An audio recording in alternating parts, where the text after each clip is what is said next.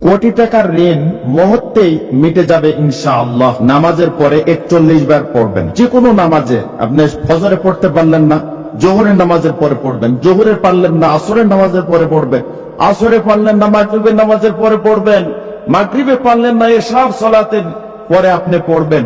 যদি আপনি পড়তে পারেন 41 বার, আর মনের ভিতরে যদি আপনার সঠিক তামান্না এবং বিশ্বাস যদি থাকে, কোটি কোটি টাকার যদি আপনি ঋণের মধ্যে থাকেন, ইনশাআল্লাহ আল্লাহ পাক আপনাকে পরিত্রাণ দিবে। তো আল্লাহ পাক তো আমাকে আপনাকে হেফাজত করবে। আমরা তো ভুলের মধ্যে কেউ নয়। আমাদের চলাফেরা, ওঠা বসা, ব্যবসা, বিজনেস করতে গিয়ে অনেক সময় আমরা ভুল করে ফেলি, আমাদের আইডিয়ার বাইরে চলে যায়।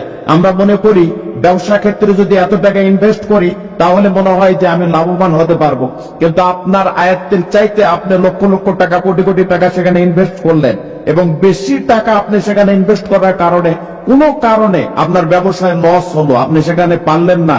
তো এই ধরনের ভুল ত্রুটি আমাদের হবেই। আমরা মানুষ, আমাদের কাছে তো ওই আসে না, আমরা নিজে নিজে ব্রেন খাটিয়ে চলতে হয়। তো সেই জায়গা থেকে যদি আল্লাহর কাছে আপনি সেইভাবে যদি পরিত্রাণ চান আর ঋণ থেকে মুক্তি চান, তাহলে অবশ্যই অবশ্যই আল্লাহ পাক আমাকে আপনাকে হেফাজত করবেন, প্রোটেক্ট করবেন, এবং সেই ঋণ থেকে আমাদেরকে উদ্ধার করবেন। কারণ মালিক কখনো ফিরিয়ে দিবে না। মানুষের কাছে যান, বিরক্তি হতে পারে, মানুষের কাছে যান, আপনাকে ধমক দিতে পারে, কিন্তু আল্লাহ রাব্বুল আলামিন আমাকে আপনাকে অবশ্যই অবশ্যই এখান থেকে উদ্ধার করবে। আমি যে নিয়মে বলবো, এই নিয়মে যদি আপনি আমল করেন, ইনশাআল্লাহ কোটি টাকার ঋণের মধ্যে জর্জরিত থাকলে, বিপদে থাকলে, মুসিবতে থাকলে, উৎকণ্ঠার মধ্যে থাকলে, পেরেশানির মধ্যে যদি আপনি থাকি, অবশ্যই আল্লাহ রাব্বুল আলামিন আমাদেরকে হেফাজত করবেনই। তবে আমলের মধ্যে ভুল করা যাবে না। খুব মনোযোগ দিয়ে শোনার চেষ্টা করুন। ঋণ এমন একটি জিনিস যে মানুষকে শান্তিতে থাকতে দেয় না, ডিপ্রেশনে ফেলে দেয়, খাবার রুচি নষ্ট করে ফেলে দেয়।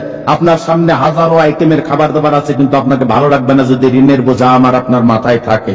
এই জন্য খুব খেয়াল করে শোনার চেষ্টা করুন। ঋণ থাকলে মানুষের ঘুম কেড়ে নেয়, ঋণ থাকলে মানুষের শরীর নষ্ট হয়ে যায়, ঋণ থাকলে মানুষের চেহারার ভেতরে একটা কেমন জানি ছাপ তৈরি হয়ে যায়। এই জন্য আসুন, ঋণ খুব খারাপ জিনিস। এই আমল করার 1 সপ্তাহ পরেই ইনশাআল্লাহ 1 সপ্তাহের মধ্যে আমি আপনি যথাযথ কাঙ্ক্ষিত ফলাফল পাবো। তবে ভুল করা যাবে না, খুব মনোযোগ দিয়ে শোনার চেষ্টা করবেন। ঋণ থেকে মুক্তির দোয়া। সোশ্যাল মিডিয়াতে আপনারা হাজারো হাজারো লক্ষ লক্ষ ভিডিও পেতে পারেন ঋণের বিষয়ে, কিন্তু আমি যে ঋণের কথা বলবো এটা একমাত্র কোরআন থেকে নেওয়া, কোরআনের আয়াত থেকে নেওয়া। কোরআনী আমল কত পাওয়ারফুল আমল তাহলে হতে পারে, আপনি বিশ্বাস করেন, আপনি চিন্তা করেন যে আমলটা কত পাওয়ারফুল হতে পারে।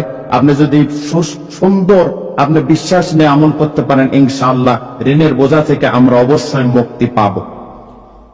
এটি সূরা সরাসরি কোরআনুল কারীম থেকে এই আয়াতটি এসেছে যে ঋণ থাকলে চিন্তা, টেনশন, ডিপ্রেশন, উৎকণ্ঠা, মানুষ অসুস্থ হয়ে পড়ে।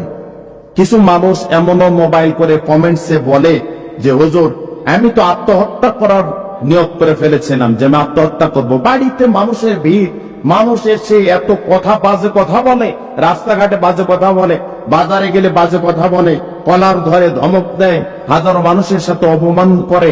এই ধরনের যদি কারোর মধ্যে সমস্যা থেকে থাকে, ইনশাআল্লাহ এই কোরআনের আমলটা আপনি করেন, কাঙ্ক্ষিত আমল। পৃথিবীর মধ্যে একটা নির্ভেজাল ফরমালিন মুক্ত একটি কিতাব কোরআনুল কারীম, সেখান থেকে আমি প্রেসক্রিপশন পড়ছি, সেখান থেকে চিকিৎসা দিচ্ছি। ইনশাআল্লাহ আমল করলে যথাযথ আমি আপনি কাঙ্ক্ষিত ফলাফল পাবো। এশার নামাজের পরে করলে আমলটা বেশি ভালো হয়। যদি কোনো কারণে এশার নামাজের পরে না পারেন, তাহলে অবশ্যই আপনি অন্য নামাজের পরে পড়বেন। দোয়াটি হচ্ছে, এই আয়াতটি হচ্ছে আল্লাহু নূরুস সামাওয়াতি ওয়াল আরদ, আল্লাহু নূরুস সামাওয়াতি ওয়াল আরদ। এটা এশার পরে, এশার নামাজের পরে 41 বার পড়বেন। আর মনে মনে বিনয়ের সাথে, নম্রতার সাথে আল্লাহর কাছে বলবেন যে মালিক আমাকে অবশ্যই ঋণ মুক্ত করো, তুমি আমার সম্মান ইজ্জত রক্ষা করো, মানুষের সামনে বেয়াজ্জিত করো না, লাঞ্ছিত করো না, অপমানিত করো না।